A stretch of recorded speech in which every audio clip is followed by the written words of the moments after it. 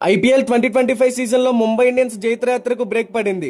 వరుసగా 6 విజయాల తర్వాత గెలిచే మ్యాచ్లో ఓడింది. గుజరాత్ టైటన్స్ తో మంగళవారం వర్షం అంతరాయం కలిగించిన మ్యాచ్లో ముంబై ఇండియన్స్ డక్వర్త్ లూయిస్ ప్రకారం 3 వికెట్ల తేడాతో ఓటమి పాలైంది. అనేక మలుపులు తిరుగుతూ ఆఖరి బంతి వరకు ఉత్కంఠంగా సాగిన ఈ మ్యాచ్లో గుజరాత్ టైటన్స్ చిరస్మరణీయమైన విజయాన్ని అందుకుంది. ఆఖరి ఓవర్లో గుజరాత్ టైటన్స్ విజయానికి 15 పరుగులు అవసరమవ్వగా గెరాల్డ్ కోయిట్జీ, రాహుల్ తివాటియా విజయ లాంఛనాన్ని పూర్తి చేశారు. దీపక్ చాహర్ పేలవమైన బౌలింగ్ ముంబై ఇండియన్స్ ను కొంపముంచింది. ఈ గెలుపుతో గుజరాత్ టైటన్స్ పాయింట్స్ టేబుల్ అగ్రస్థానంలో నిలిచి ప్లే ఆఫ్స్ కు చేరువైంది. ముంబై మాత్రం తమ అవకాశాలను సంక్లిష్టం చేసుకుంది. ఈ మ్యాచ్ లో ముందుగా బ్యాటింగ్ చేసిన ముంబై ఇండియన్స్ నిర్ణీత 20 ఓవర్లలో 8 వికెట్లకు 155 పరుగులు చేసింది. విల్జాక్స్, సూర్యకుమార్ యాదవ్ టాప్ స్కోరర్లుగా నిలిచారు. గుజరాత్ టైటన్స్ బౌలర్లలో సాయి కిషోర్ 2 వికెట్లు తీయగా మహమ్మద్ సిరాజ్, అర్షద్ ఖాన్, ప్రసిద్ కృష్ణ, రషీద్ ఖాన్, గెరాల్డ్ కోయిట్జీ తలా 1 వికెట్ తీశారు. అనంతరం గుజరాత్ టైటన్స్ నిర్ణీత 19 ఓవర్లలో 7 వికెట్లకు 147 పరుగులు చేసి గెలుపొందింది. Shubman Gill, Jos Buttler top స్కోరర్లుగా నిలిచారు. ముంబై ఇండియన్స్ బౌలర్లలో ట్రెంట్ బోల్ట్, జస్ప్రీత్ బుమ్రా, అశ్వనీ కుమార్ 2 వికెట్లు తీశారు.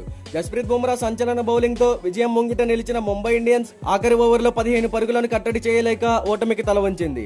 150 పరుగుల లక్ష్య ఛేదనలో గుజరాత్ టైటన్స్ కు ఆశించిన శుభారంభం దక్కలేదు. 2వ ఓవర్లోనే సాయి సుదర్శన్ ను ట్రెంట్ బోల్ట్ పెవిలియన్ చేర్చాడు. జాస్ బట్లర్ తో కలిసి శుభ్మాన్ గిల్ ఆచితూచి ఆడాడు. దాంతో గుజరాత్ టైటన్స్ పవర్ ప్లేలో వికెట్ నష్టానికి 29 పరుగులు మాత్రమే చేసింది.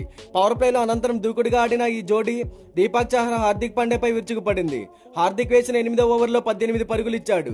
అశ్వనీ కుమార్ వేసిన 12వ ఓవర్లో శుభ్మాన్ గిల్ ఇచ్చిన సునాయాసన క్యాచ్ ను తిలక్ వర్మ నేలపాలు చేశాడు. అయితే ఆ మరుసటి బంతికే బట్లర్ ను అశ్వనీ కుమార్ కీపర్ క్యాచ్ గా పెవిలియన్ చేర్చాడు. విల్జాక్ చేసిన 13వ ఓవర్లో రూథర్ఫోర్డ్ వరుసగా 2 బౌండరీలతో పాటు 6 కొట్టి 15 పరుగులు పిండుకున్నాడు. అశ్వనీ కుమార్ వేసిన 14వ ఓవర్లో మరో 6 కొట్టడంతో గుజరాత్ 107 పరుగులకు చేరుకుంది. ఈ పరిస్థితుల్లో మ్యాచ్ కు వర్షం అంతరాయం కలిగించింది.